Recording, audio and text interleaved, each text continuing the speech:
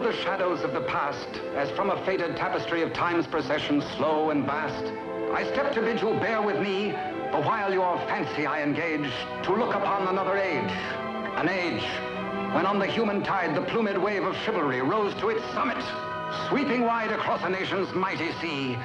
France never shone a brighter power than in this high, romantic hour. So come with me to France of old, to fiery days when hearts beat high, when blood was young and hate was bold, and sword crossed sword to do or die. For love and honor gloried then, and friendship reached its peak with men. Friends were friends in those brave days. Athos, Porthos, Aramis, aye, graved our hearts with a mystic phrase, bound our lives with a mystic tie. Come, stir your soul with our ringing call of all for one, and one for all. Come on, come on, come on!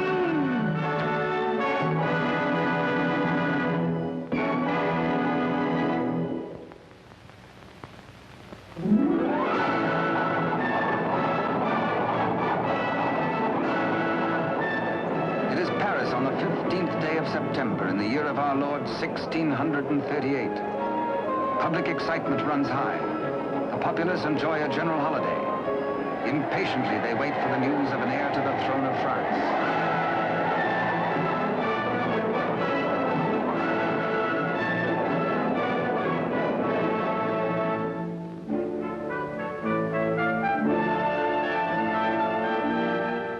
His Majesty Louis XIII, King of France. Maintaining his royal authority through the wits of others, he is himself weak and vain and lives in the oily smiles of a small circle of favorites. But the court is alive with intrigue. There are parties within parties, conspiracies beyond conspiracies, plots and counterplots.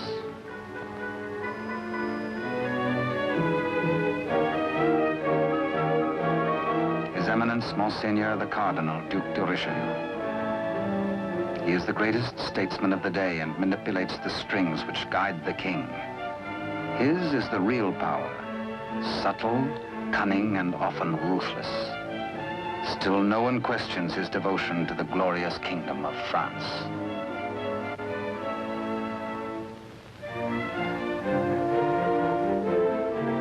On this auspicious morning, the king pays a state visit to his queen. It is the custom for the sovereign and his courtiers to attend the expectant royal mother until his child is born.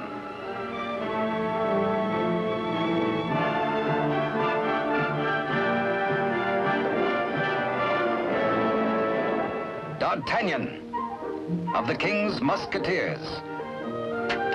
Relieved of his duties at court for the day, he hurries to the home of his sweetheart, Constance Bonacieux. Constance is seamstress to the Queen and is expected at the palace, so she cannot tarry long.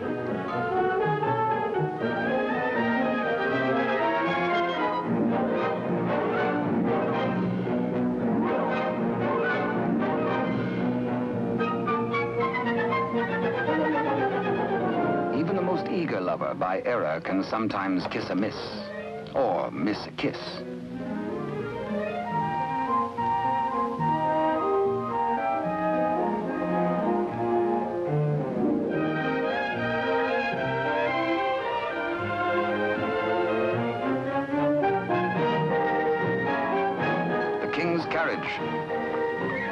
It arrives for Constance. She carries an infant's layette in a crocheted basket for the Queen. One kiss, one caress.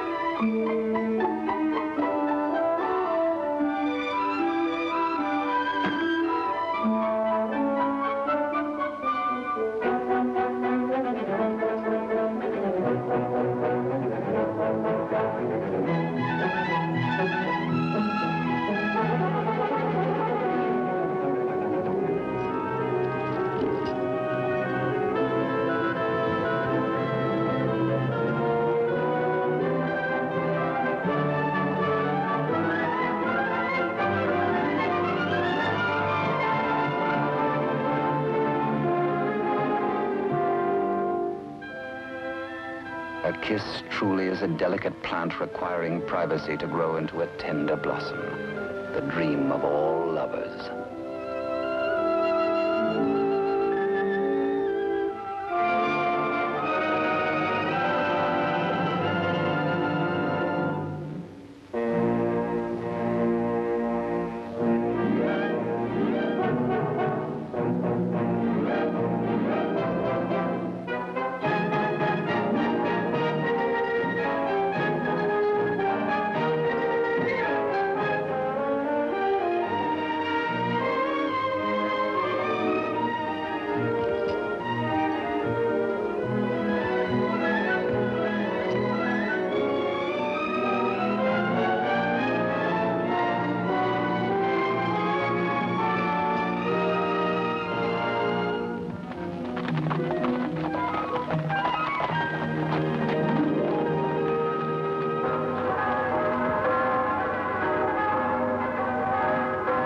Bell of the Cathedral of Notre Dame remind D'Artagnan of his friend and fellow musketeer, Aramis.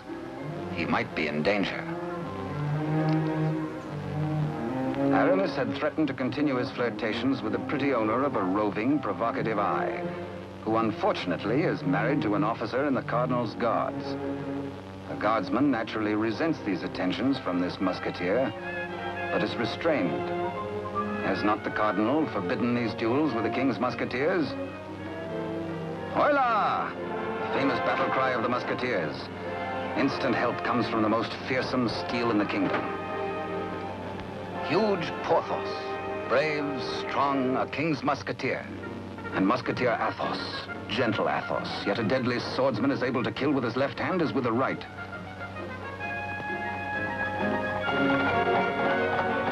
D'Artagnan! The battle is forming. The Cardinal's Guards. This is no private fight then, eh? The Musketeers against the Cardinal's Guard. It started before D'Artagnan was born. And what are the odds? 1, 2, 3, 4, 5, 6, 10 guards to 4, 5 to 2, 2.5 to 1? Too simple. Draw your skewer, Monsieur Half Guardsman. Let's measure half a point. On guard! Come, where's your challenge now? Where's your steel? What's your fear, the law? Does the Cardinal still ban a friendly fight with a musketeer or two?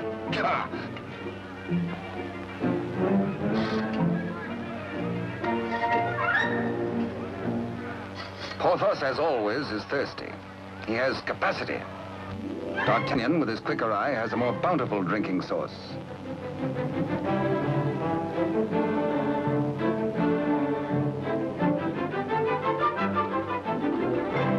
Porthos can put out a hand and pick up the pot he's slavers for. Why waste energy walking? Come, driver, come inside with us.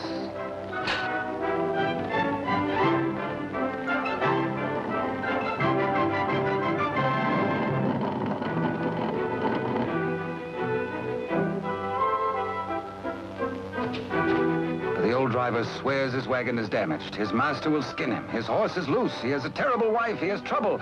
Everybody is mean to him. He has to be mean too. Ha-ha! Now, take your temper out on me, good friend. Now, feel better? Now we can talk. I'll win you the price of your horse and more. Come, guardsman, I challenge you to game. This is not forbidden you.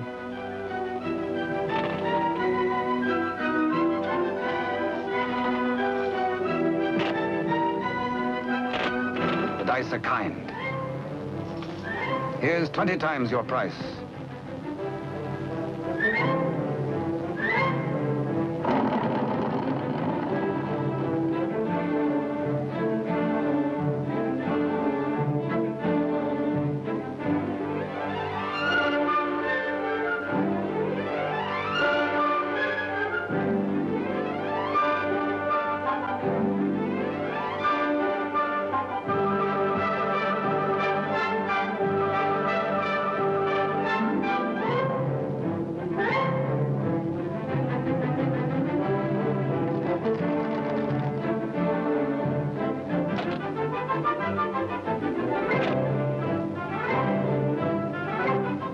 Riding high, D'Artagnan returns to the dice game.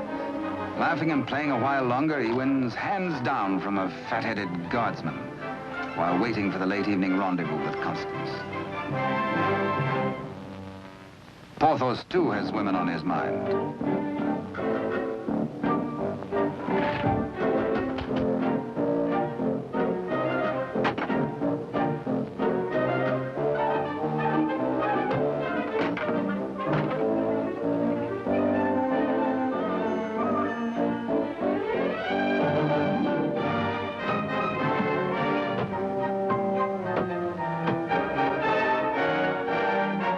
Starts the only battle the Musketeers ever lost in fair fight.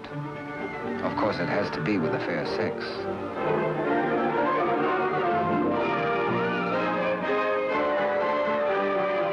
For the first time in his life, a panic-stricken Porthos screams a terrified, "Hola!" Athos hears him. Aramis springs bravely to the side of his comrades, and they flee together. But D'Artagnan hears only the pounding of a lover's heart. As the flood of battle at last sweeps close to him, he leaps to meet the foe and draws his swords. He will fight. Yes? No. Yes. No, he won't. Here, indeed, discretion is the better part of valor. Caught between the she-devils and the deep blue sea, they choose the water.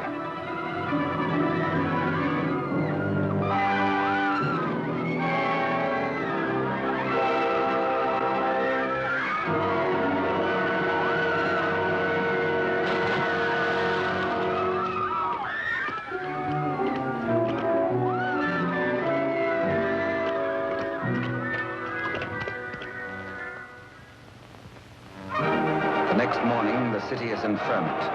The pressure beyond the gates is so great that the people are admitted to the courtyard.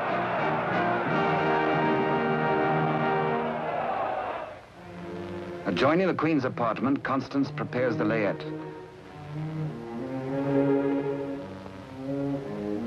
She is informed by Father Joseph, the Cardinal's trusted henchman, of the imminence of the royal birth.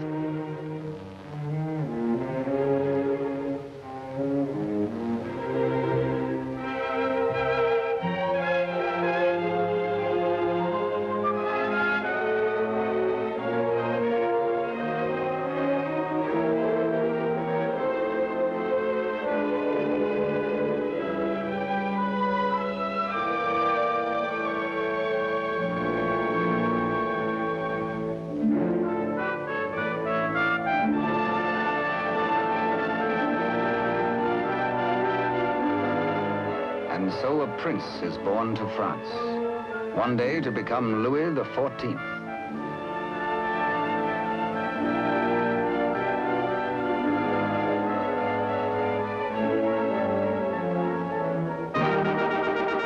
By ancient custom, his royal father presents him to the people.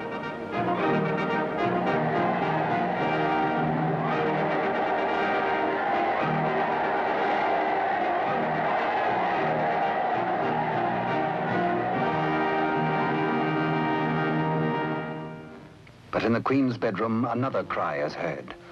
One of those rare turns of destiny. And Constance is the first to warn the tired, dozing midwife.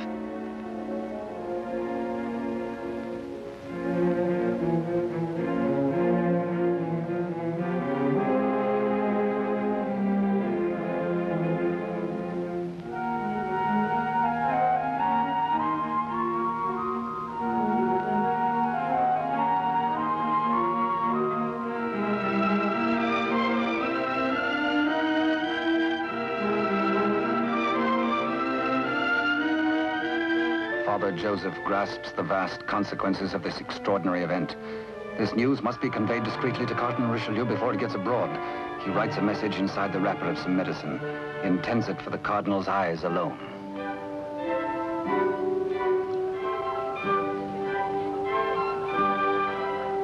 Your medicine, Your Eminence.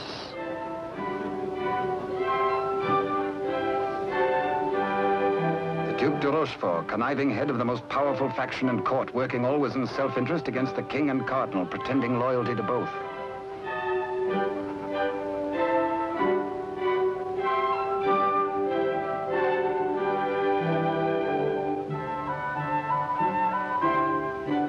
necessity for caution on the part of Father Joseph is indeed well-founded. De Rochefort, having many times seen messages thus taken to his eminence, becomes inquisitive. He resolves by a simple trick to learn the secret passed to the cardinal. A substitution of scraps of paper.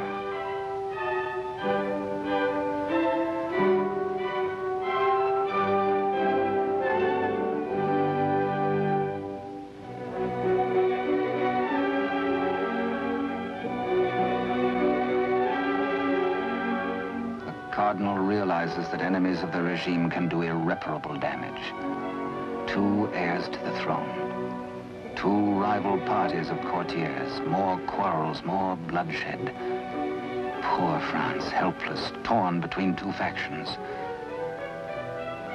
The secret of the twins must indeed be forever guarded if France is to have peace, and if he, the cardinal, is to retain his power.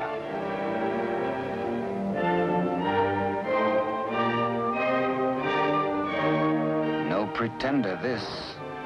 A true prince. De Rochefort sees an opportunity. Father Joseph is instructed to prepare for a long voyage.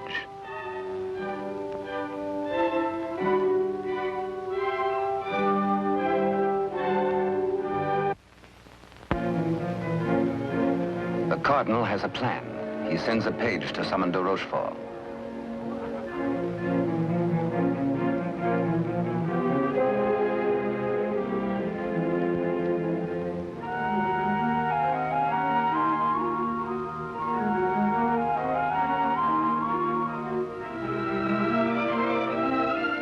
Aware that Constance shares possession of a great secret, one so sacred it might well spell the future of France, the cardinal charges her to keep her lips sealed.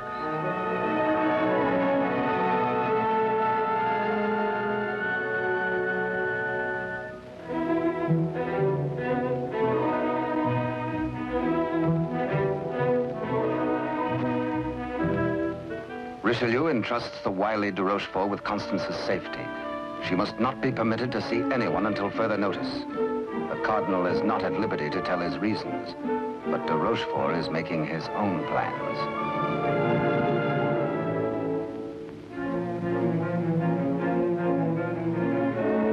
In accordance with the cardinal's command, Father Joseph, accompanied by the midwife, secretly takes the twin away to the Spanish border.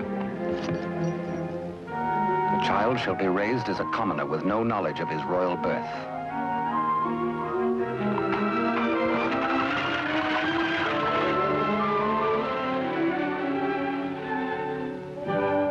Meanwhile, in the great ballroom, the king holds a reception in honor of his firstborn. Had he known the cradle should have held 2 sons, he might have been less self-satisfied with the cardinal's congratulations.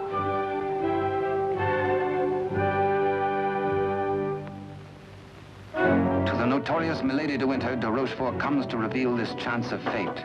The future of France may be in their hands. He tells her he will turn Constance over to her. She is to escort Constance to the convent of Saint-Gamel. There, force her to tell the whole of the cardinal's secret and plans. He will play one against the other, cardinal against king, for his own ambition.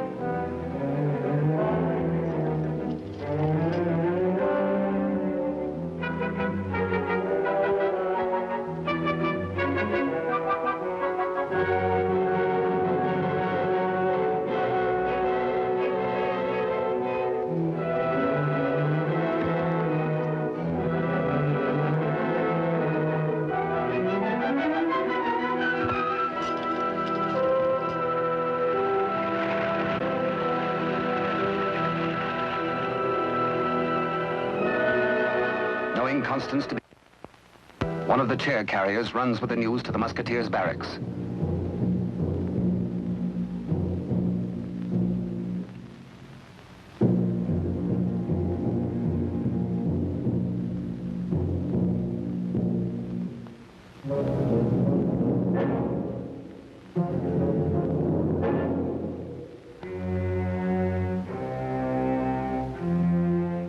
D'Artagnan, wake up! Constance taken by force, by de Rochefort.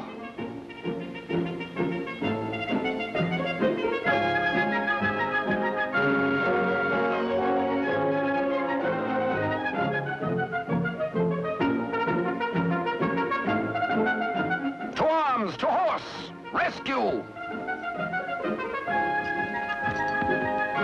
All for one and one for all, and hang the tack.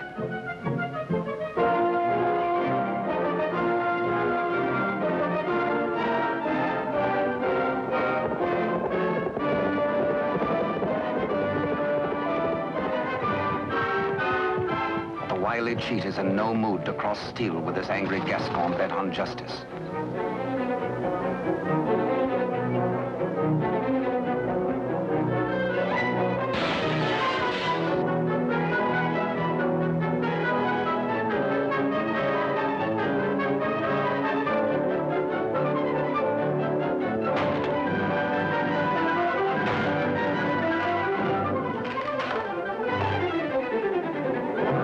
Thugs are powerless to help.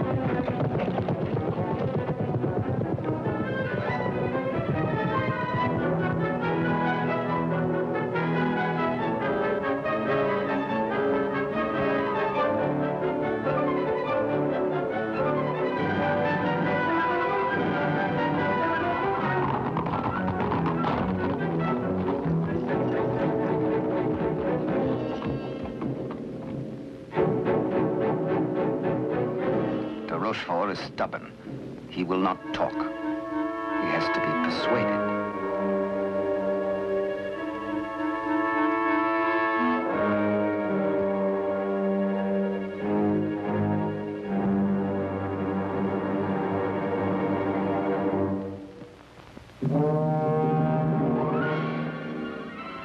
The probe goes on. Where is she? Where is Constance?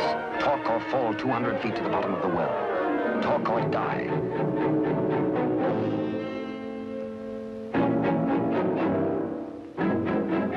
The Cardinal's guard look on, afraid to act. A strand at a time, steel cuts through hemp. 3 strands of it, and now but 2.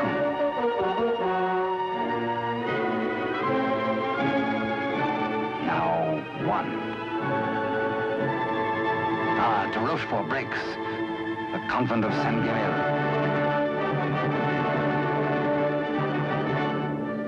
To the rescue!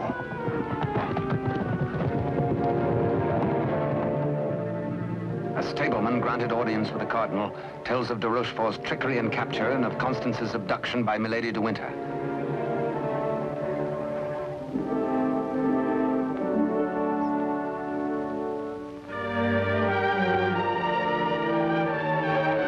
Richelieu and his escort reached the well to confront the Duke.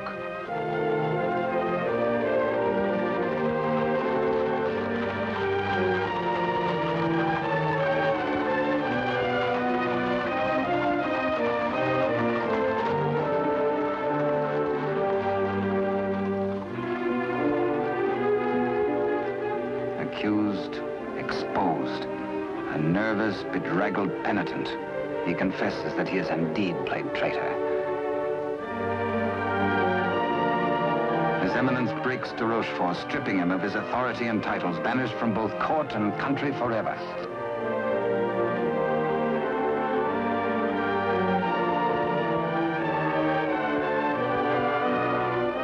Fearing for the safety of Constance, the Cardinal speeds in pursuit of Milady de Winter.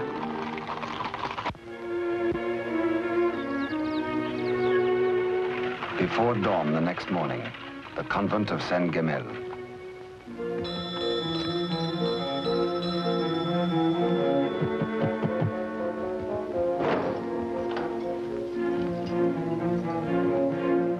Milady de Winter assures the unsuspecting nuns her prisoner is an enemy of the state, to be confined to the convent on orders of the Cardinal.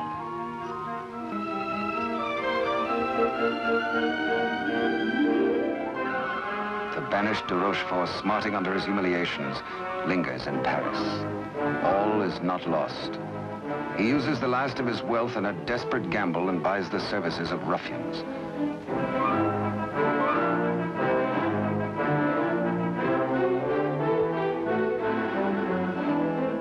Pursue the Cardinal and assassinate him. Next, find D'Artagnan and his 3 musketeer friends and put them to the sword.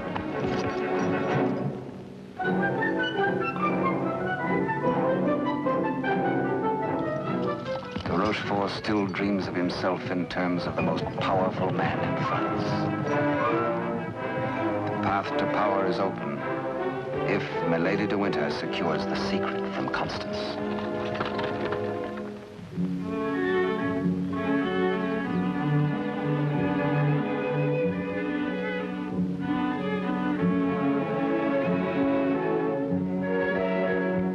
With sweet words and honeyed entreaties, the unscrupulous Milady de Winter seeks to cajole Constance into telling all she knows.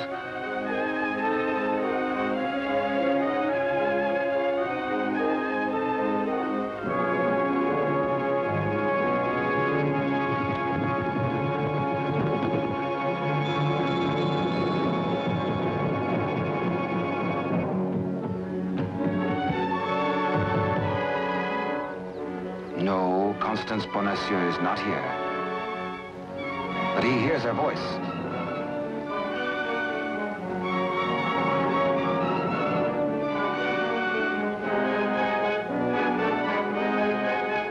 Hola! One for all and all for one.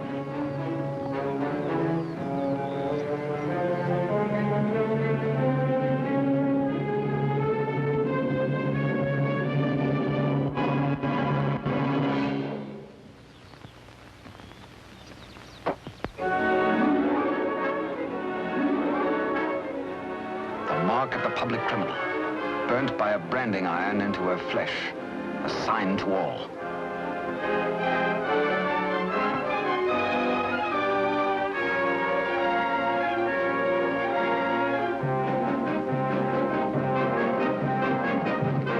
Exposed to Constance as a criminal, Milady de Winter is desperate. If caught thus in a second act of crime, by the laws of France, Milady must face public execution.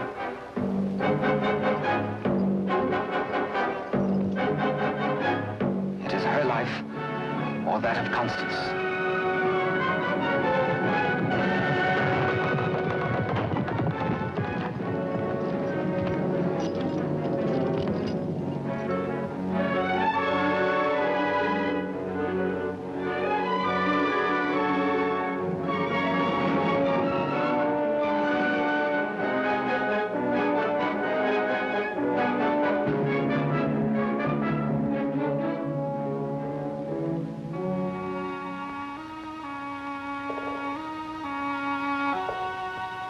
D'Artagnan hears Constance whisper that she loves him above all men.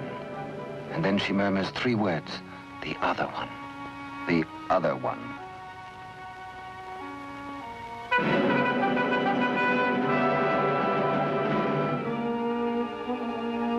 D'Artagnan strains to hear the faint pulse of her words, but Constance dies. The Musketeers take Milady de Winter to her punishment.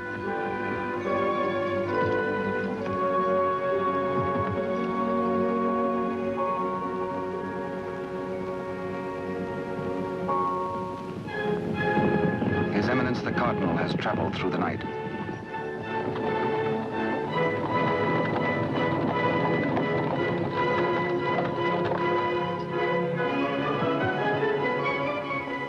He hears the dreadful news from the Mother Superior. Constance is dead.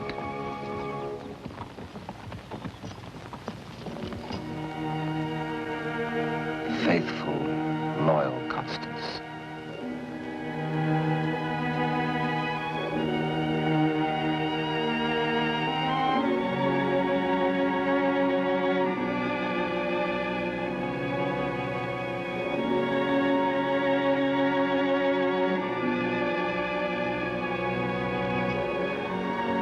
Arrest the murderess, Milady de Winter, and all in concert with her.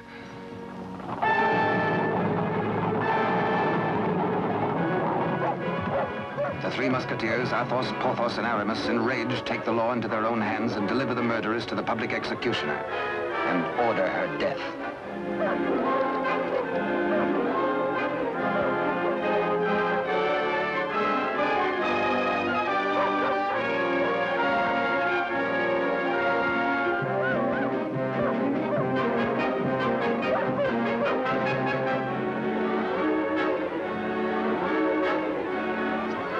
Then de Rochefort's cutthroats close in on the Cardinal's troop.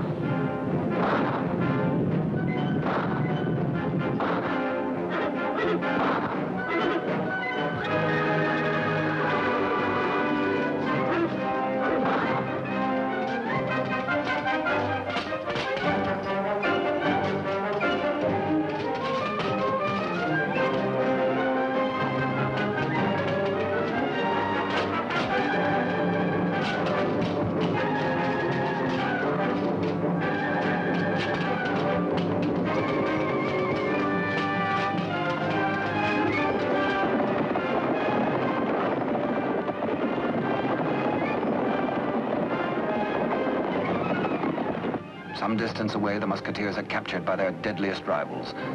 The Cardinal's guard formally arrest the musketeers for continuing to take the law into their own hands. Disarmed, the musketeers are set against the wall for execution.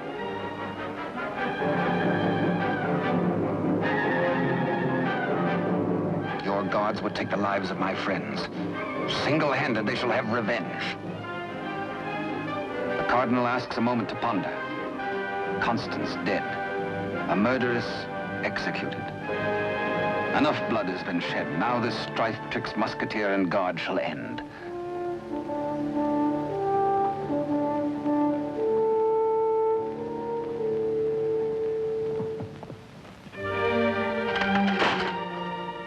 D'Artagnan's plea saves his friends, but there's to be a harsh penalty. Richelieu's plan concerns the state, and these continuing disputes between his guard and the king's musketeers. The four musketeers must separate, never to come together again on pain of death. His judgment, oh, a sorry day. The musketeers are banished, each to his own province, never to visit Paris again, nor set foot beyond the bounds of his own fields.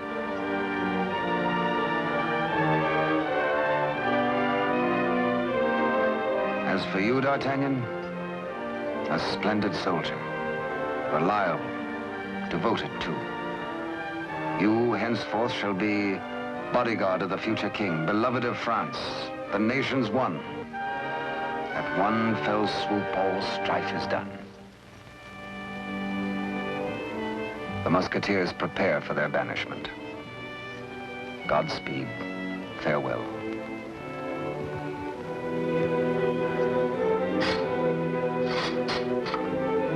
Eternal friendship, it shall not pall.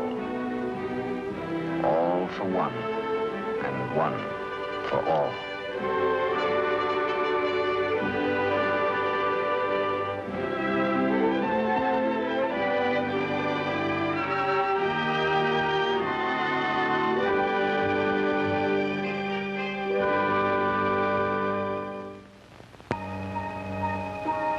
"5 years have passed. France is at peace. The infant prince grows to boyhood. Cardinal Richelieu, driven hard by the responsibilities of high office, lives in semi-retirement. And a royal father educates his son in courtly etiquette.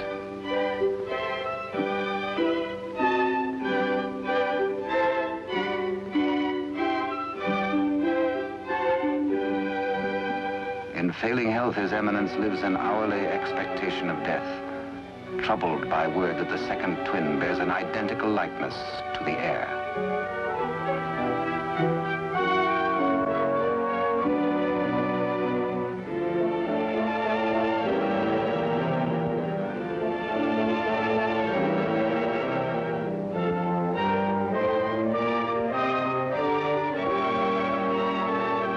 Dangers inherent are obvious and weigh heavily on the Cardinal's mind. He decides he must protect the prince somehow. His Eminence provides that the rightful twin may always be identified from the other. With the aid of the court jeweler, he caused a gold doubloon to be broken. The smaller piece hangs on a chain around the throat of the infant prince. And its mate he places about the neck of Captain D'Artagnan.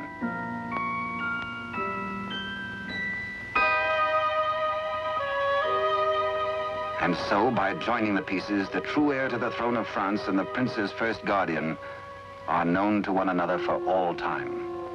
He starts to say, I hold a secret. But the chill hand is upon him. The life spring ebbs, and the great voice is silenced.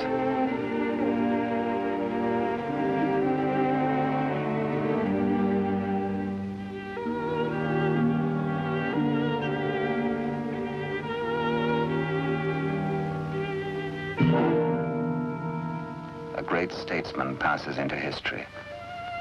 The church loses a noble servant, and the ship of state is without its pilot. What was this secret that Richelieu and Constance shared? The other one.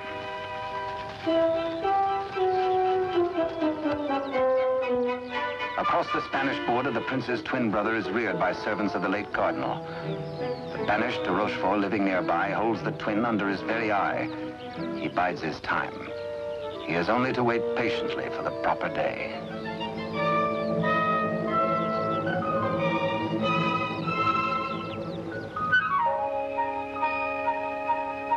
Upon the death of Louis XIII, the heir to the throne, or the Dauphin as he was called, became France's King Louis XIV. Both he and his twin had grown to manhood. The brothers are alike as two peas in a pod.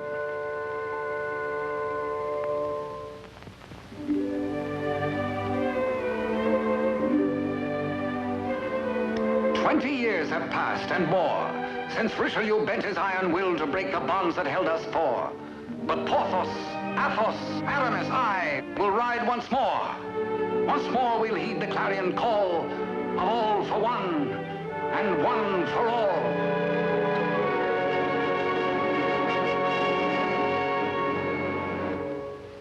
During the years, de Rochefort's connivings have brought the exiled twin under his control. Secretly, they have returned to Paris. De Rochefort has lavished upon the usurper the trappings of royalty, teaching him to copy even the handwriting of his brother, the king. Yet the quality of the spirit so generous in the king is replaced in the brother by hatred and viciousness.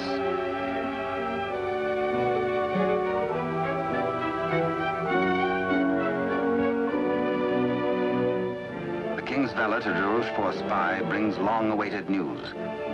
Within the week, an older D'Artagnan, after a lifetime of loyal service, will retire and leave the court. The young king will be without a bodyguard. Every detail of their plan has gone over.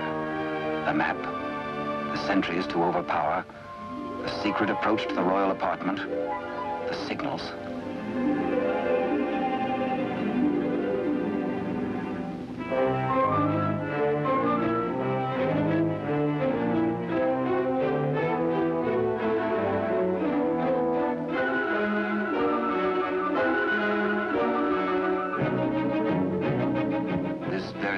Rochefort tells the pretender, you will be His Majesty Louis XIV, King of France.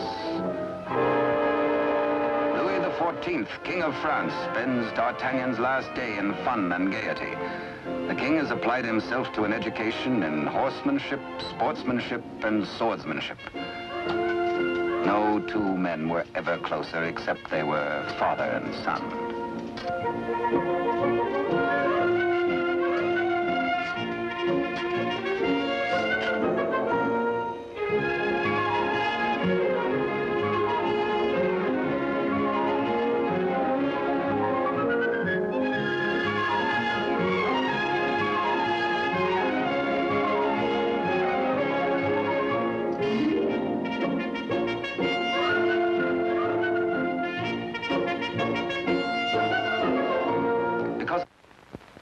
Early, D'Artagnan enters the royal bedchamber to bid the king goodbye.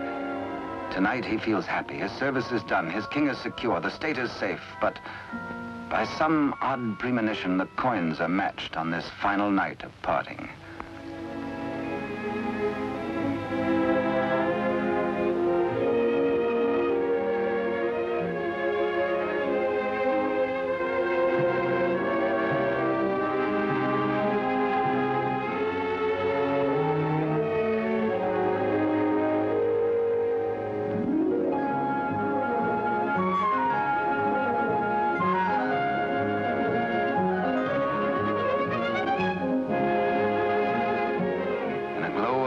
memories of a delightful evening with the king, Captain D'Artagnan arrives outside his lodging and is amazed to find himself beset by ruffians.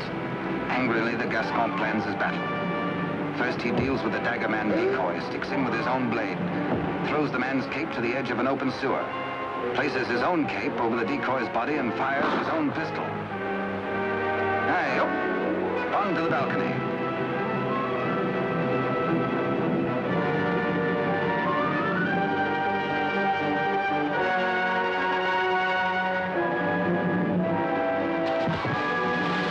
There, they believe, goes D'Artagnan.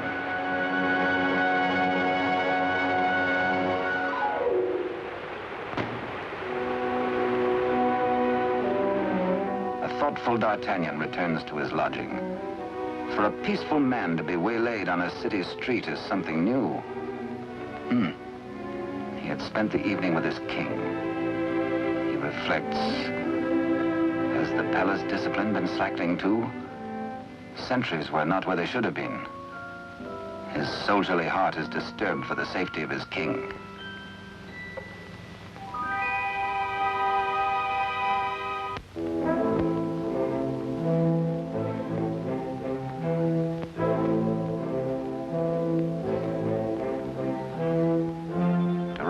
Plan is working without a hitch.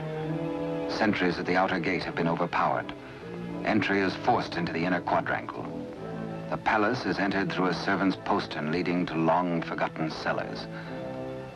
Success. No sound, no word, no warning.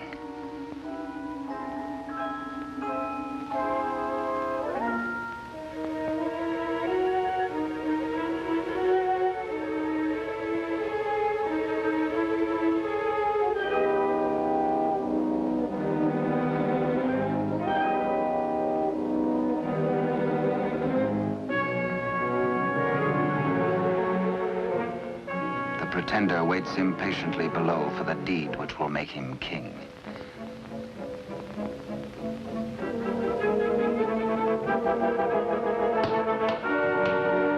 In the anteroom to the king's bedchamber, de Rochefort's maggot awaits his master's signal, ready for the final treachery.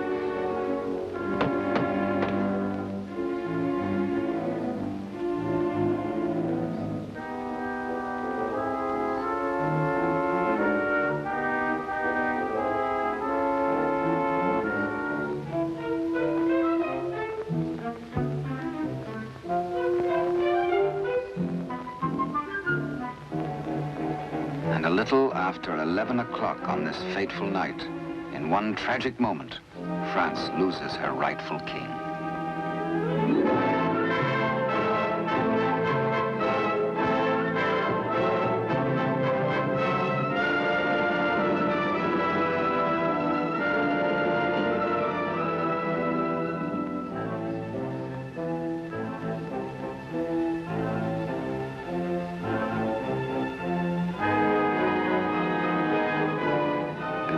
Uncertain if he dreams or not, King Louis XIV, surrounded by strangers, looks unbelievingly at a venomously mirrored likeness of himself.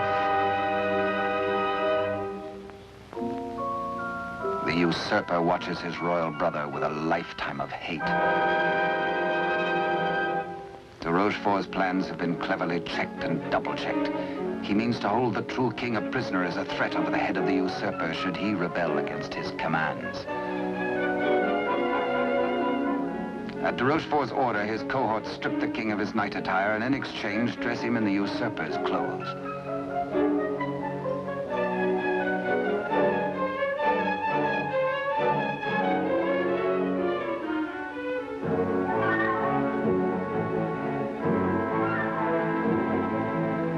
Into the palace cellars, a messenger reports breathlessly. D'Artagnan is dead. His body thrown in the river. Complete triumph at last.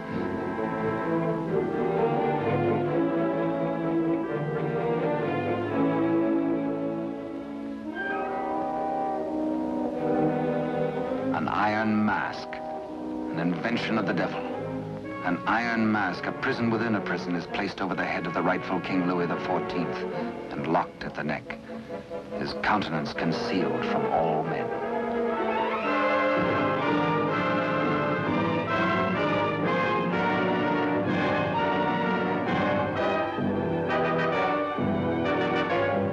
true king is led away.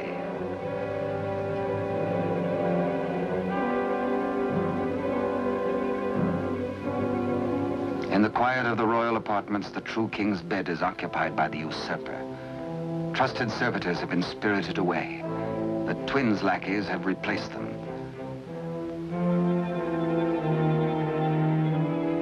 De Rochefort's plan is complete.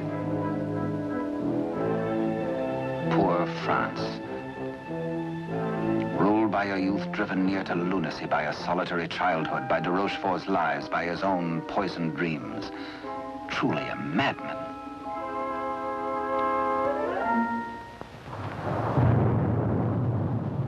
Suffering in human life is proportioned to human strength. When the young king, stupefied and crushed, found himself led a prisoner to a cell in the Chateau Sainte Marguerite in the south of France, he fancied at first that death is like sleep and has its dreams. He believed himself to be a spectator, a palpable phantom of his own suffering. A torture the more terrible since it might be eternal. Eternal death. How can I have died? I am a king, yet not a king, enthroned upon a funereal couch. No, no, dear God, do not punish me who have done nothing. Why am I thus punished? Like a cloak, the chill of the dungeon falls upon his shoulders. So dwells the real Louis XIV in a living hell to remain thus the rest of his days.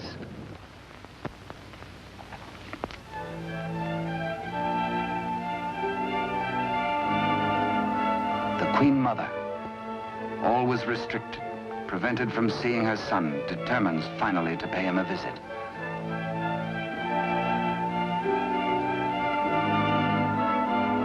In place of the affectionate and courtly Louis XIV, to her horror, she finds herself repulsed. Doubts, again doubts. What strange malady besets my son?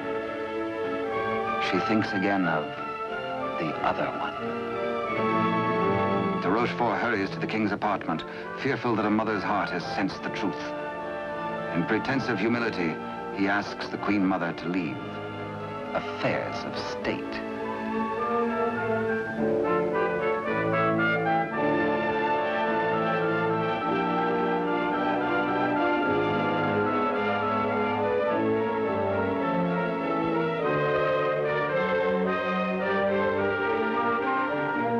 De Rochefort is determined. This shall not happen again, and whispers death.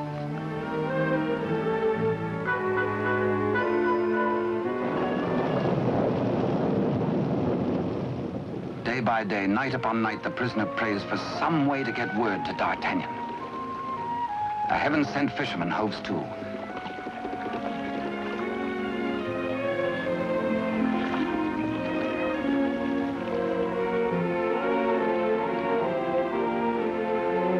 He finishes scratching a message into pewter, and as all good prayers must be, his prayer is answered.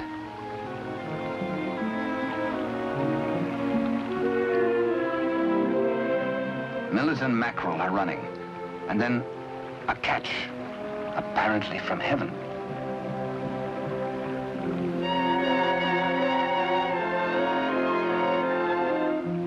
The fisherman reads the name of D'Artagnan, the idol of the nation. A written word, a beloved name, an urgent message. He, a patriot, needs no urging.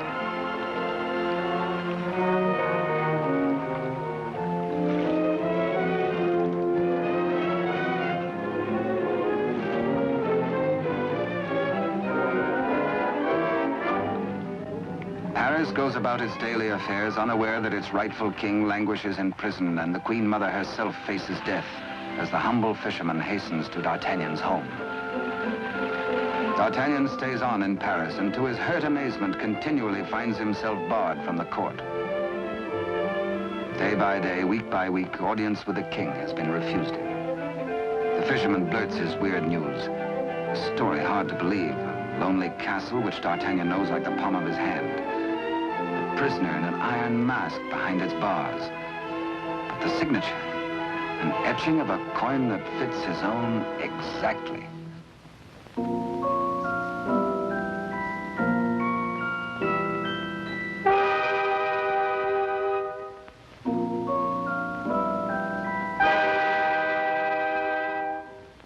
Come, friend, eat and drink.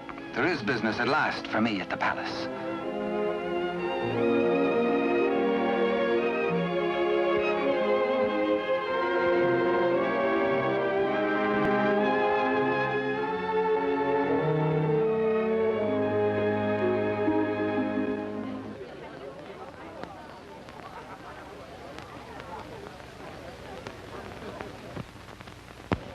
Threading his way through the perfumed route of the court's chattering idlers, D'Artagnan finds himself a stranger in a strange atmosphere.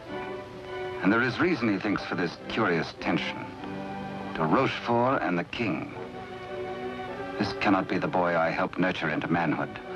This is not the face of my king. Those are not his hands that risked neither parried steel nor engaged a point. What's been happening at court? De Rochefort's back in favor, a disgraced exile once more sporting about the throne room in the king's presence. D'Artagnan is amazed and shocked. But a further shock is in store. A chain and coin is passed to de Rochefort. If he can believe his eyes, in all the years he served the king, they never left his royal person.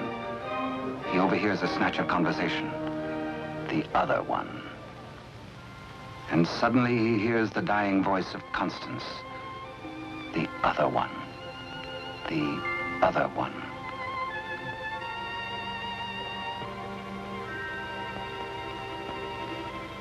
What did she mean? A message signed by the royal coin. A king, not a king. And a court alive with known traitors. D'Artagnan smells a rat. But a rat has seen him and gives warning. The palace guards are alerted. And all exits barred.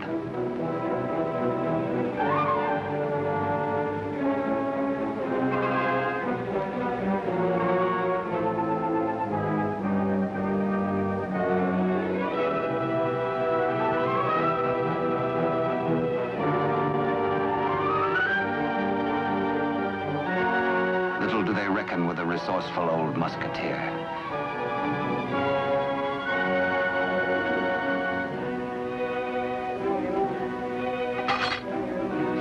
D'Artagnan orders a king's loyal troop to be hurried to meet him at the Chateau Sainte Marguerite. Couriers are to be dispatched to his old friends, the three musketeers, Athos, Porthos, and Aramis. To arms, musketeers! Your king has need of you.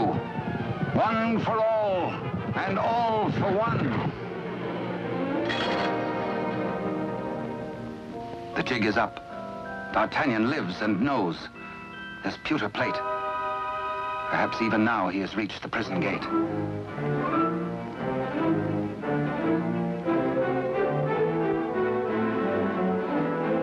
De Rochefort cannot believe his future lies in a common plate.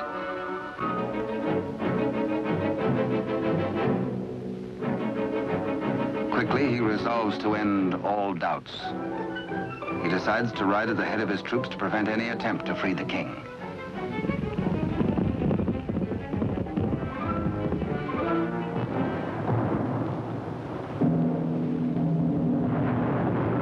The puzzled D'Artagnan has reached the Chateau Sainte Marguerite, certain that his comrades will join him. Under cover of the raging storm, he rose to the grotto beneath the castle. Many a time as a young officer, he had patrolled this grotto passage.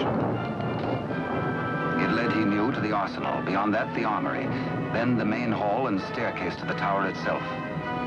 Up there is the man in the iron mask, the writer of the message.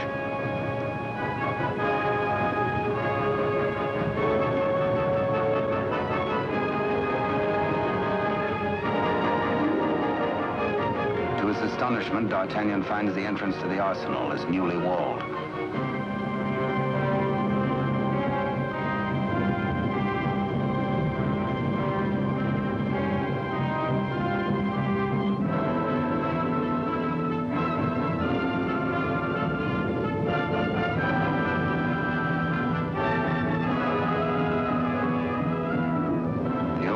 Athos is prepared to hazard it alone if necessary.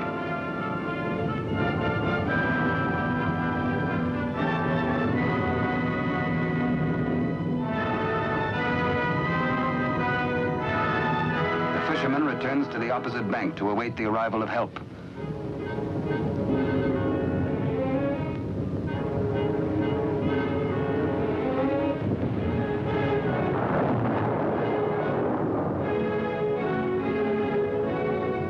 Athos, a few years older, a little more grizzled, the same brave companion as of old, ready and willing for any gambit.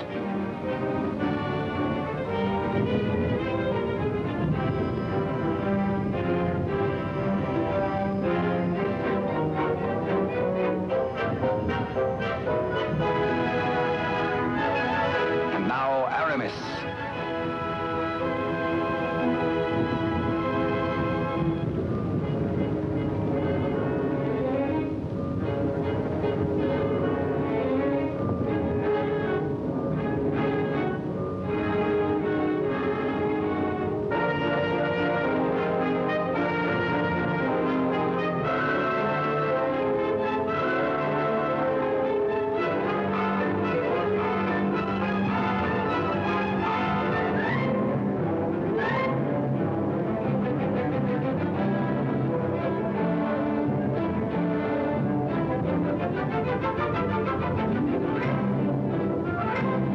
Two of the valiant comrades have arrived.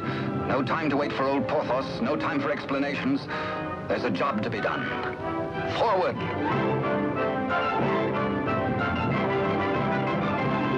Through the racks of gunpowder barrels to the main hall, and the tower staircase itself.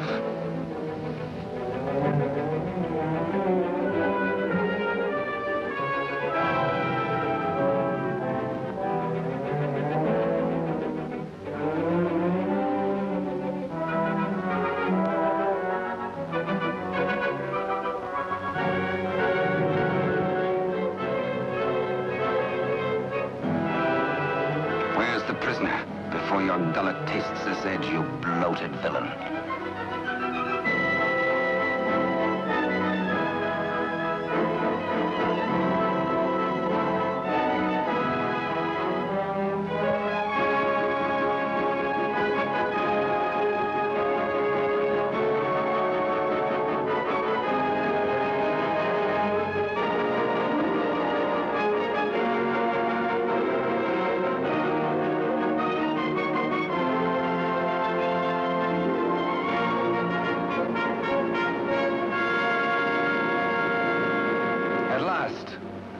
D'Artagnan knows the voice. It is his true and rightful king, Louis XIV, King of France. The castle guards.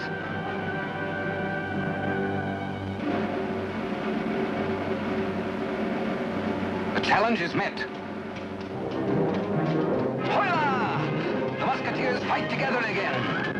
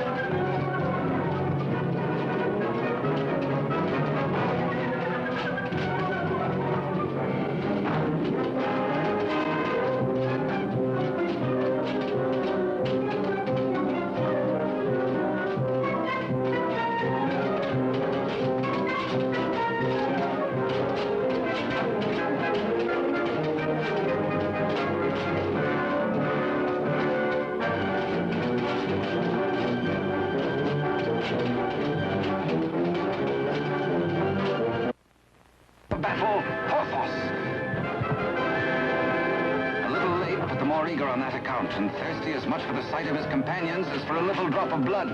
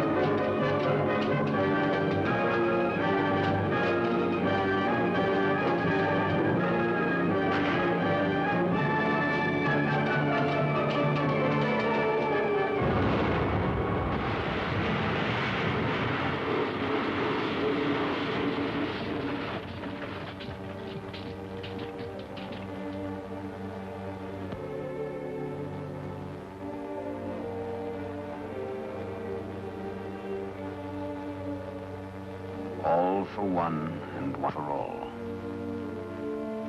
Be certain, cherished friends, that I shall wait for you. What good times we had together, eh?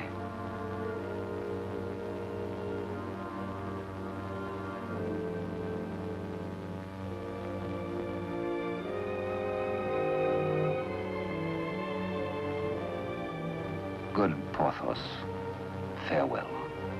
You died as you lived, for love of country, in the service of your king.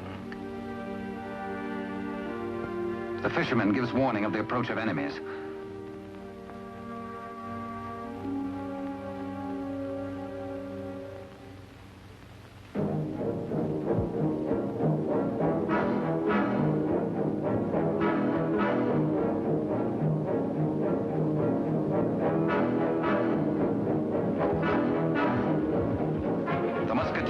The king and gallop off to Paris. De Rochefort rides hard in a last effort to keep his house from crumbling.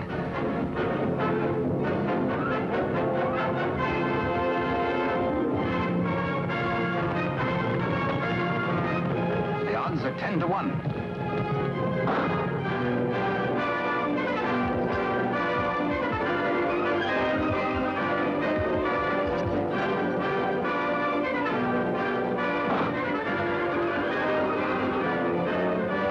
Majesty. On to Paris. Farewell, gallant Aramis. A traitor's bullet struck you down. Meanwhile, Athos crosses swords with de Rochefort.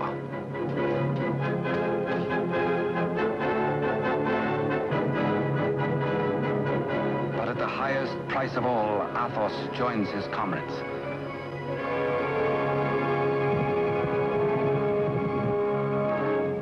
Without knowing his own peril, the half-wit, half-king entertains his royal mother at a palace luncheon.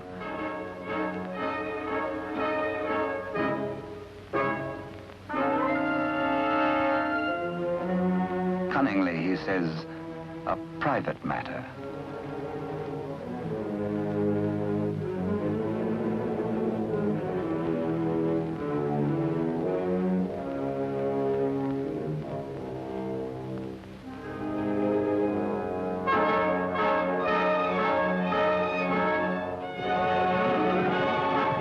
Troops from the palace, friends or foe?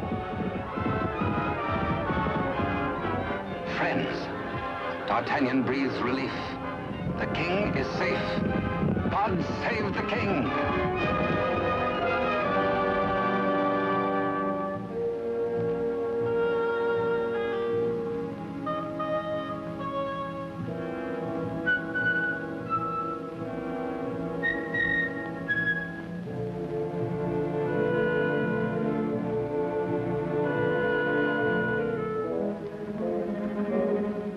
Queen Mother suspects this attempt on her life.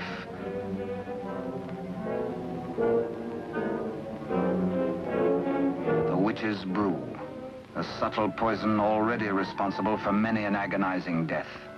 Raise your glass, madam. Drink to your king, to your country, and its illustrious people. Come, I give you France. Dare she refuse? It is the edict of her son, the king.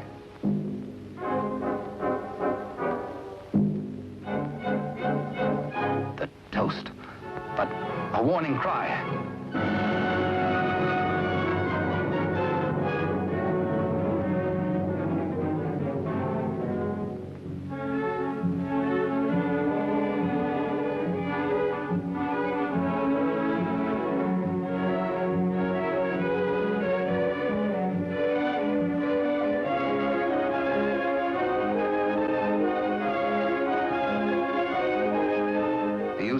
Finally gets his rightful crown. De Rochefort's own damnable invention, the Iron Mask, his to the end of his days.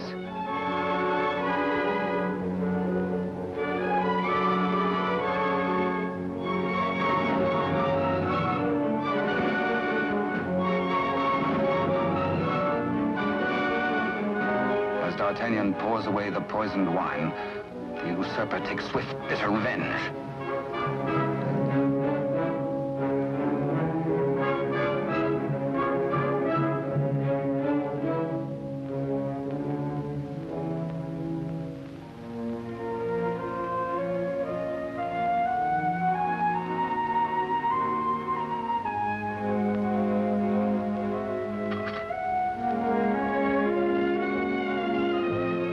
D'Artagnan knows himself mortally wounded, but allows no sign to mar the happiness of his king.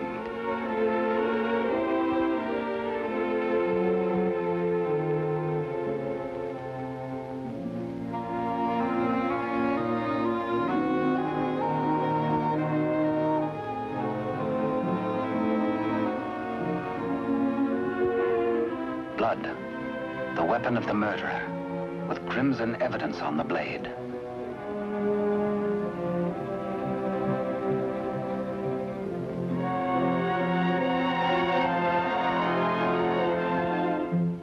Grateful Louis looks for Captain D'Artagnan to honor him with the baton of a Marshal of France. But where is the Musketeer?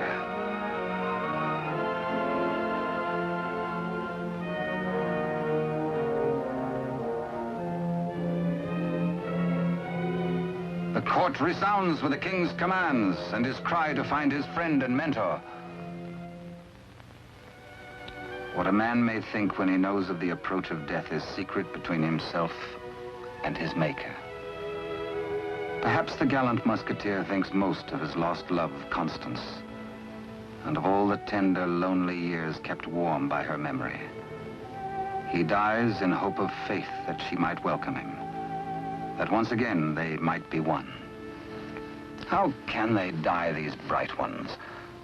How may such energy, once released, be prisoned by earth or stone or grave?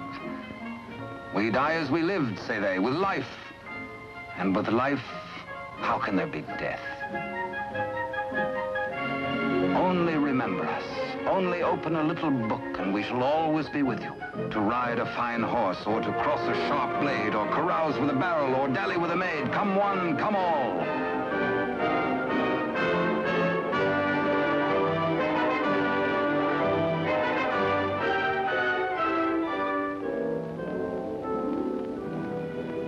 And so passed a brave and glorious man, in honor.